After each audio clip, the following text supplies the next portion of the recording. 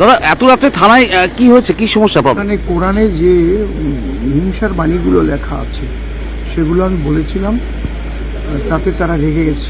অসীম সরকার কি এবার তাহলে ফেঁসে গেলেন? এবার কি বাংলা সরকার তাকে জেলের ঘানি টানাবে? মুসলিমদের ধর্মগ্রন্থের সম্বন্ধে কুৎসিত মন্তব্য করার সাহস পেল কোথা থেকে? ইতিমধ্যেই রানীতলা, মুর্শিদাবাদ সহ রাজ্যের বিভিন্ন জায়গায় শুরু হয়েছে এফআইআরের ঝড়। কোরআন শরীফ নিয়ে বিতর্কিত এই মন্তব্যের জের ক্রমেই গভীর হচ্ছে আইনি ও রাজনৈতিক সংকট। বিজেপি বিধায়ক অসীম সরকারের বিরুদ্ধে সারা রাজ্যের প্রতিটি থানায় একের পর এক এফআইআর দায়েরের প্রতিক্রিয়া চলছে, যা রাজ্য রাজনীতিতে নতুন করে উত্তাল সৃষ্টি করছে। বিশিষ্ট আইনজীবীদের উদ্যোগে শুরু হওয়া এই আইনি লড়াই এখন রাজ্যব্যাপী আন্দোলনের রূপ নিয়েছে। সবার একটাই অভিযোগ, ধর্মগ্রন্থ নিয়ে এমন মন্তব্য ধর্মীয় অনুভূতিতে আঘাত পড়ার পাশাপাশি সামাজিক সম্পত্তি বিঘ্নিত করতে পারে। তাই বিরোধী থেকে সাধারণ মানুষের এখন একটাই দাবি, বিজেপি বিধায়ক অসীম সরকারের বিরুদ্ধে পরবর্তী আইনি পদক্ষেপ কি হতে চলেছে সেদিকে নজর গোটা বাংলার। দাদা এত রাত্রে থানায় কি হয়েছে, কি সমস্যা পাবেন? গতদিন থেকে আমাকে খুন করার হুমকি দিচ্ছে মুসলিম মৌলবাদী যারা ধর্মান্ধ। তার কারণ হচ্ছে ওপার বাংলায় যে দীপু দাসকে জ্যান্ত পুড়িয়ে মারা হয়েছে, তার প্রতিবাদ জানাতে আমরা পেট্রাপোলে গিয়েছিলাম সনাতন ঐক্য মঞ্চ থেকে। সেখানে কোরআনে যে হিংসার বাণীগুলো লেখা আছে সেগুলো আমি বলেছিলাম, তাতে তারা রেগে গেছে। আমি কেন এগুলো বললাম, তাতে নাকি ধর্মীয় আবেগে আঘাত লেগেছে, তার জন্য তারা অভিযোগ জানাতে পারে। তারপর কোর্ট আছে, কাছারি আছে, বিচার ব্যবস্থা আছে, কিন্তু খুন করে ফেলবে, আমাকে কেটে কুচি কুচি করে ফেলবে। আপনি কি ফোনে হুমকি দিচ্ছে নাকি? হ্যাঁ, আমি সব ফোন নম্বর দিয়ে দিয়েছি।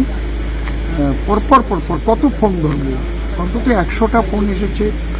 যাচ্ছে তাই গালাগালি করছে, বিশ্রীভাবে গালাগালি করছে। এই ব্যাপারটা আমার কৃষ্ণকে কেউ খারাপ বলতেই পারে। আমরা তো দীনকৃষ্ণ ঠাকুর, সে তো যা ইচ্ছা তাই বলে ধর্ম সম্পর্কে। আমরা কি তাকে খুন করতে চাই, কখনো মেরে ফেলতে চাই? কত মুসলমান ভাইরা আমাদের কৃষ্ণের বিরুদ্ধে বলে, বলুক না। পাহাড়ে ঢিল মারলে ঢিল গুঁড়ো গুঁড়ো হয়ে যায়, যদি পাহাড়ের কিছু হয় কোনোদিন কিছু হয় না। আর আমি তো মিথ্যা কথা বলি না কখনো, আমি অথেন্টিকতা না নিয়ে কথা বলি না। প্রয়োজন বোধে কোরআনের পৃষ্ঠা আমার কাছ থেকে নিয়ে নিতে পারেন আপনি। থানায় কি কমপ্লেন করলেন? হ্যাঁ, কমপ্লেন করেছি আমি। কি দেখা যাচ্ছে আপনার মাথায় ফেটি বাঁধা বা মাথা ফাটানো রয়েছে, ব্যান্ডেজ হয়েছে, ওই ছবিটা কিসের ছবি, মানে কি? হ্যাঁ, দেখুন, বড় দুঃখের বিষয় কি জানেন, মানে এত কষ্ট হয়, ওটা অল ইন্ডিয়া তৃণমূল কংগ্রেসের পেজ থেকে ছেড়েছে। ওটা ফেক কি সঠিক আমি জানি না, লেখা আছে অল ইন্ডিয়া তৃণমূল কংগ্রেস। বলছে ঠাকুরবাড়ি নাকি ওই মতুয়াদের মধ্যে যে গণ্ডগোলটা হয়েছে, যে মতুয়ারা ঠাকুরমশাইকে আক্রমণ করতে গেছিলো তার ঘরের সামনে, সেখানে যে মারামারিটা হয়েছে, ওখানে তো আর আমি ছিলাম না। ও লিখছে যে আমি নাকি ওখান থেকে মার খেয়েছি, আমার মাথায় ভেটকি বেঁধেছি। এটা 22 সালে অ্যাক্সিডেন্ট হয়েছিলাম।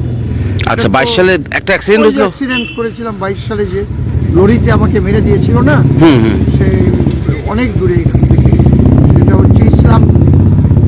সেই ছবিটা কোথার থেকে কালেকশন করে সেই সময়ের ছবি দিয়ে বলছে আমাকে নাকি পিটিয়েছে, এইভাবে আমাকে মেরেছে। মানে আপনি সম্পূর্ণ সুস্থ আছেন? আমি তো গান করছি, সব কিছু করছি, মিটিং করছি, মিছিল করছি, আর আমাকে এইভাবে করছে। এই যে মিথ্যা ফেক নিউজ, এইগুলোতে সমাজের অনেক ক্ষতি হয়।